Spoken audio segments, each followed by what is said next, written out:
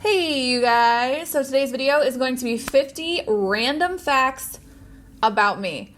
I don't feel like I've ever talked about myself so much in a video in my life, but it was kind of fun to come up with the facts. Some of them are kind of standard run-of-the-mill, like what my star sign is and how many brothers and sisters I have, and some of them you guys might think I'm a total weirdo for, so you'll have to just love me through it, I guess. But anyway, I'm just going to get started. I am doing this chit-chat get ready with me style, so that means I will have a naked face in 3, 2, 1.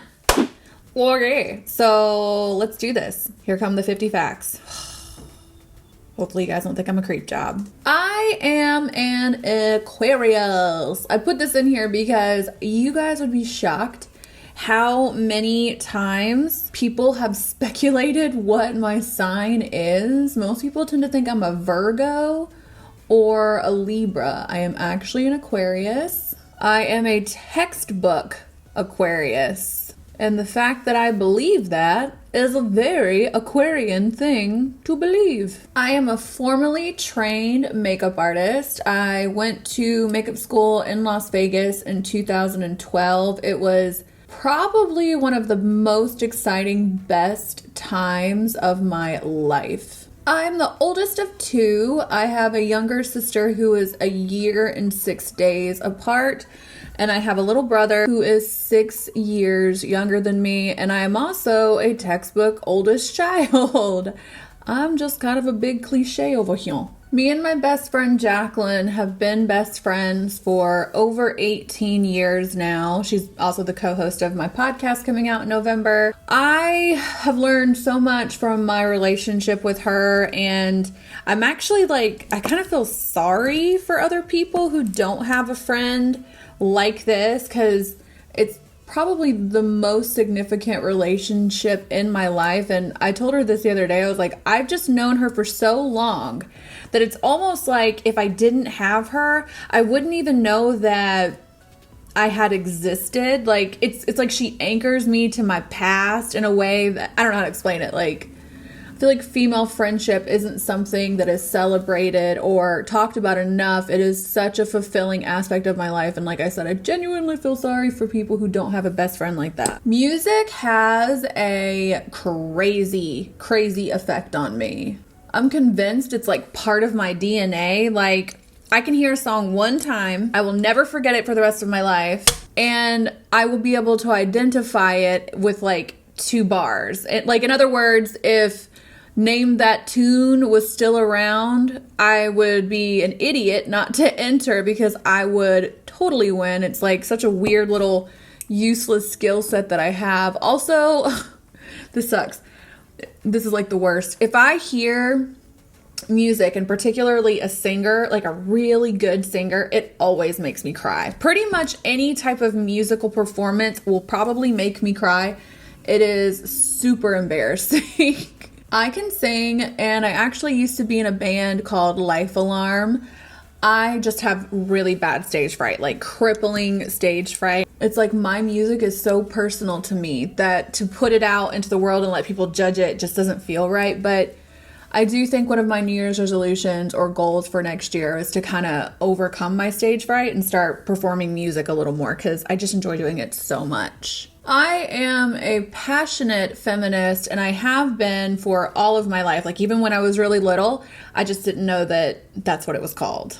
My dad's side of the family is Mexican, and my mom's side of the family is white Southern people. Let me tell y'all something. The food on both sides during the holidays was always extra, extra incredible. Like, don't even get me started. As far as my music preferences, I tend to gravitate towards like rock or metal. I guess technically the exact genre of music that I like the most would be considered post-hardcore.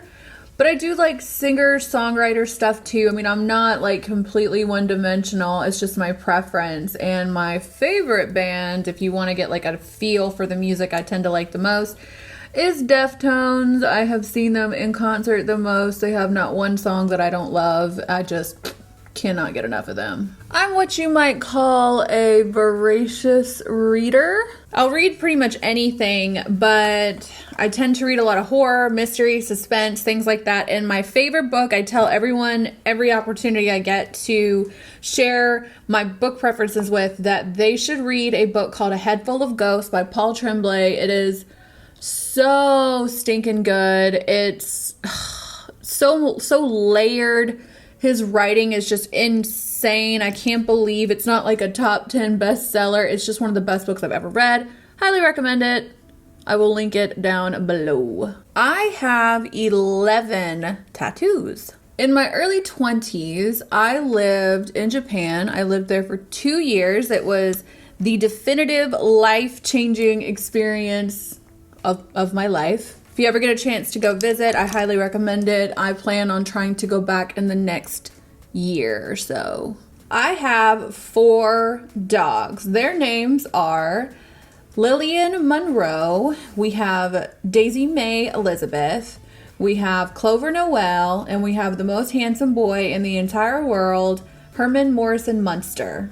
They're my babies. Yeah, we're crazy dog people around here. I'm not afraid of spiders or snakes, or I guess I should say bugs in general. They just don't bother me. I actually think snakes are like really beautiful creatures. I had one for many years named Betty Spaghetti. I have only been in 2 serious relationships my entire life, and I married both of them. When I was in my early 20s, I was a friggin' super emo kid. Like a weird, like, gothic emo. Not that it's weird to be gothic or emo, but I was like a hybrid of both of them. I lived in a small town, so I kind of stood out like a sore thumb. And then to make matters even worse, I used to think it was super funny to joke about eating people. Like, I joked about it all the time. I do not know to this day what I thought was so funny about it. I don't even know. It was so odd. It was just this weird little fascination. I think there's a part of that that's always going to be inside me. Like, I just like darker things, and I like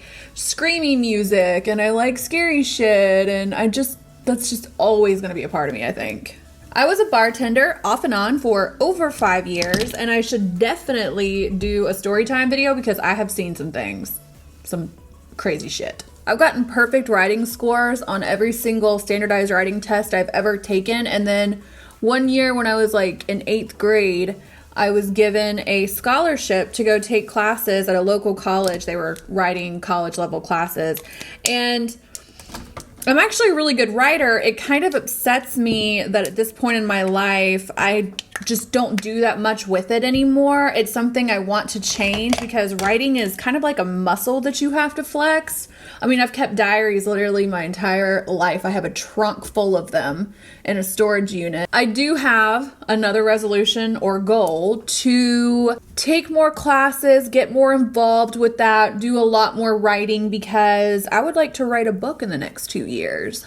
I am a total creepy girl. Like, anything I watch, for the most part, there are some exceptions, but not many, has to be scary, creepy. I'm obsessed with it. I always have been. When I was little, the only books I ever read were Goosebumps or Fear Street or Scary Stories to Tell in the Dark. I saw my first horror movie when I was 10. It was Scream, and I've been completely addicted ever since. I kind of think that my love for horror is directly tied to my love of all things true crime, and that, like, what's scarier than the real life monsters that are out here walking amongst us? It sucks sometimes though because my husband does not like scary movies, so I miss out on a lot of stuff I want to see.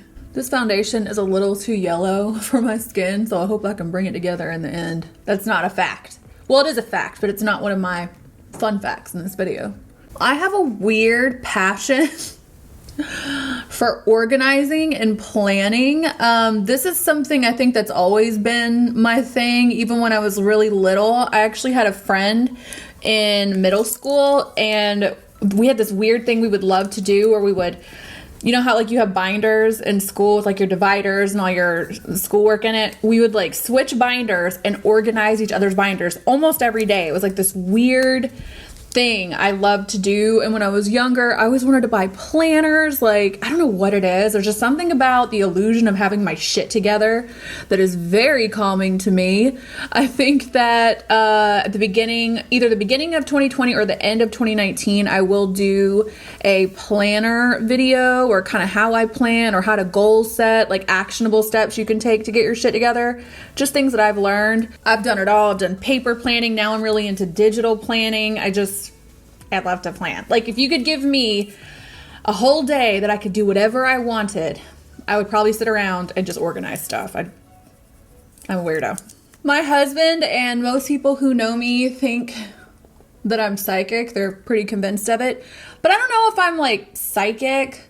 I think what it actually is I'm really good at recognizing patterns, both in what people do and just kind of in things that tend to happen. Like, I'm kind of perceptive. I don't know. That's at least the way I feel about it. I have a weird obsession with organized crime, or like mobsters or cartel, like all of that stuff. I have seen Casino, Goodfellas, Scarface, all of those movies a million times. One of my favorite shows in the world was Sopranos. I'm really into Narcos now. I've been watching it ever since it came out, and every year the world completely stops when Narcos is on. I don't know what it is. I must have been a little G in my past life. I don't know, man. That's my shit. The nicest compliment I was ever given, somebody told me many years ago when I was in the throes of my super emo gothic phase, that I was the love child of Cindy Crawford and Rob Zombie, and I never forgot it.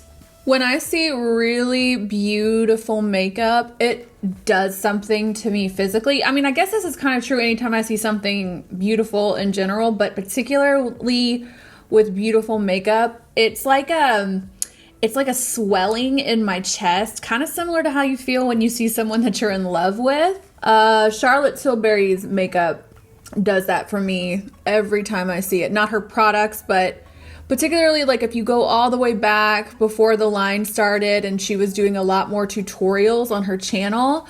Oh, it's just so incredibly beautiful. Lisa Eldridge's makeup does the same thing. Mary Greenwell's makeup does the same thing. Patrick Ta's makeup does it for me.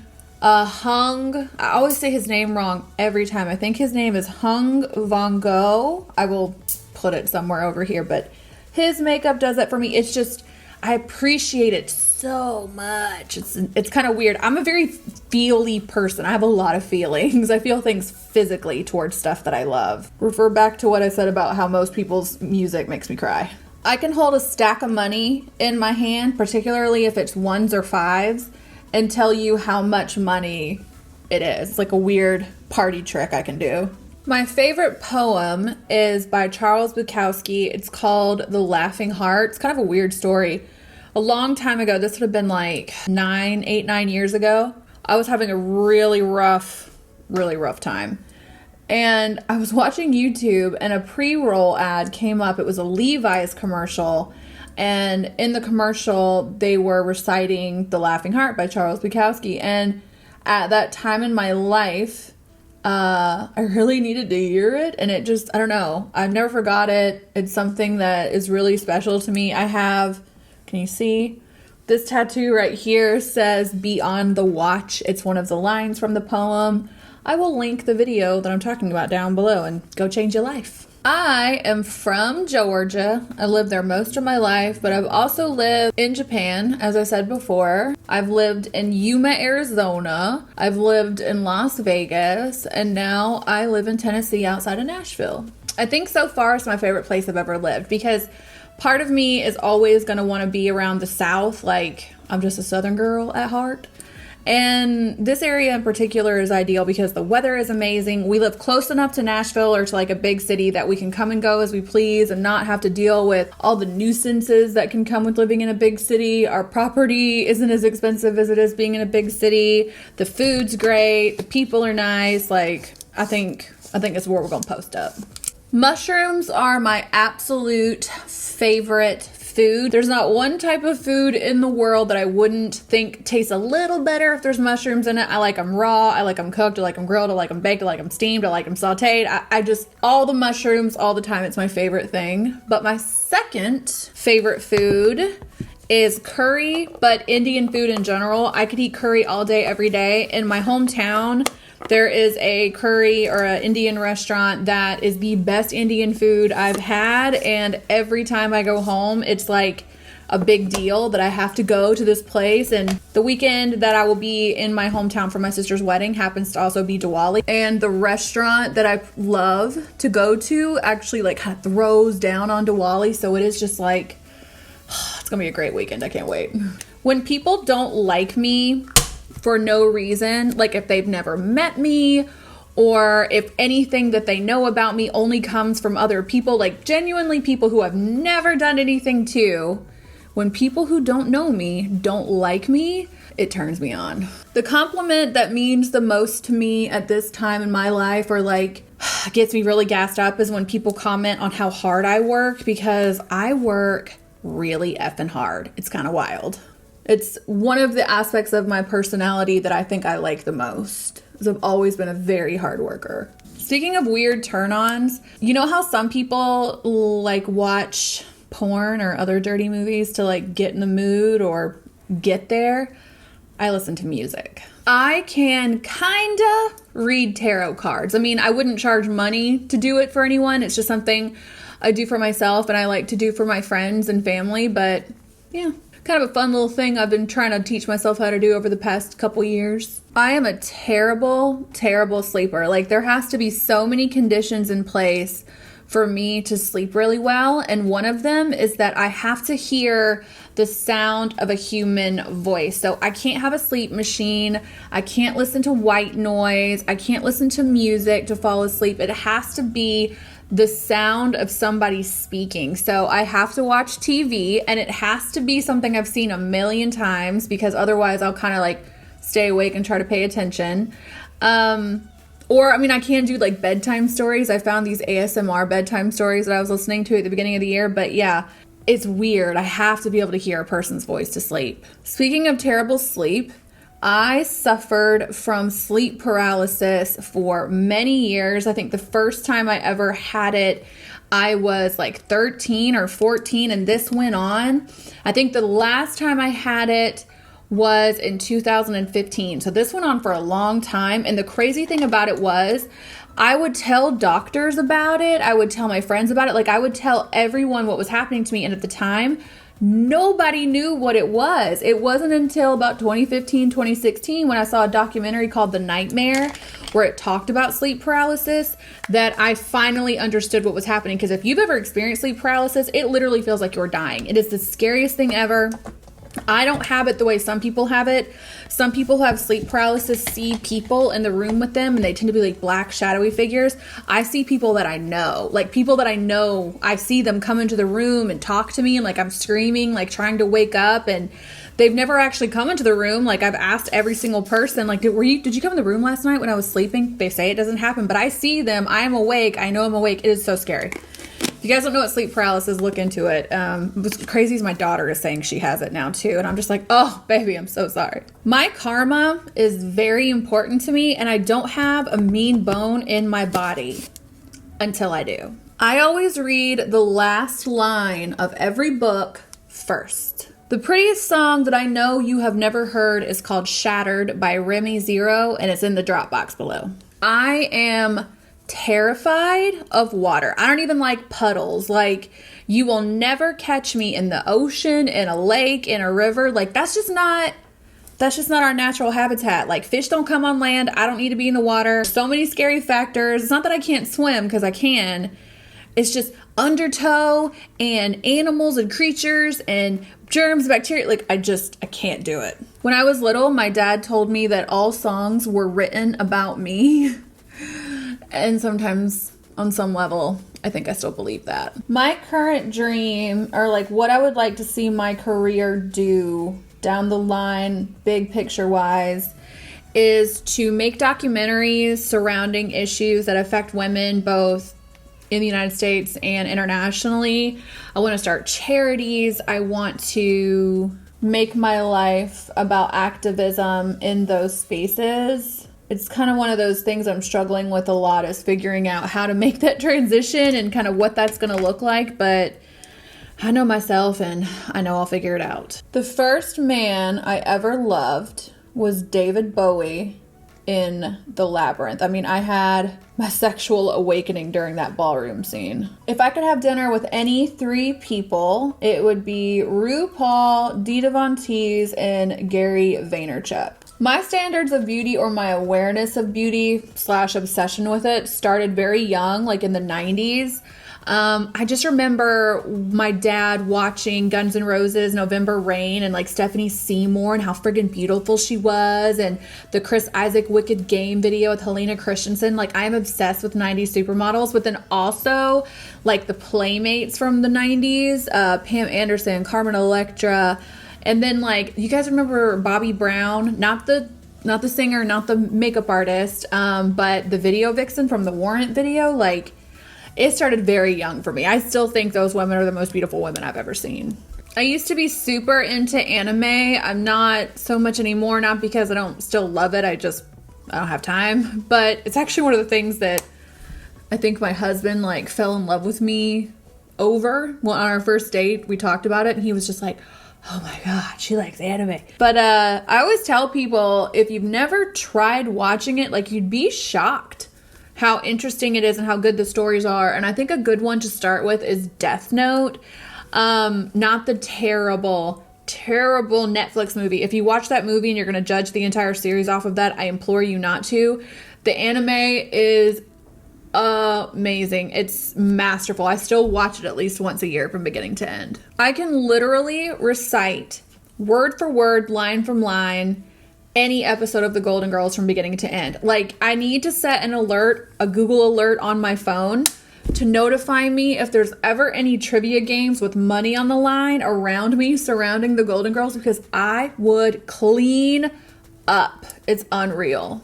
My biggest pet peeve is bad manners. Going to Scranton, Pennsylvania is on my bucket list. Like, I know realistically that Michael Scott and Dunder Mifflin and Pam Beesly are not there, but Port Richards and the Steamtown Mall are there. And like, I don't know, I just really want to go. I have to. I am low-key or high-key furious that my line of work will never allow me or permit me to stage dive. You guys still there? You guys still like me? That was 50, right?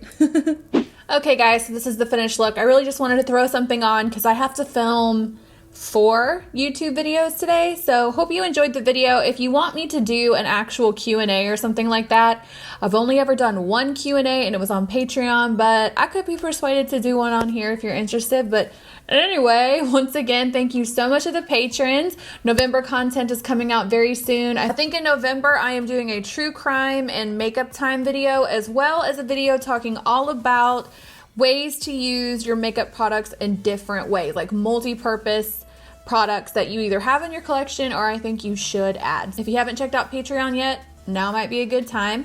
The War Paint podcast goes live everywhere in November, and as always, come hang out with us on the War Paint Facebook group. But anyway, I guess I will catch you guys in the next one. Don't forget to check the down bar for links to all my social media platforms, and I'll catch you in the next one. Did I already say that?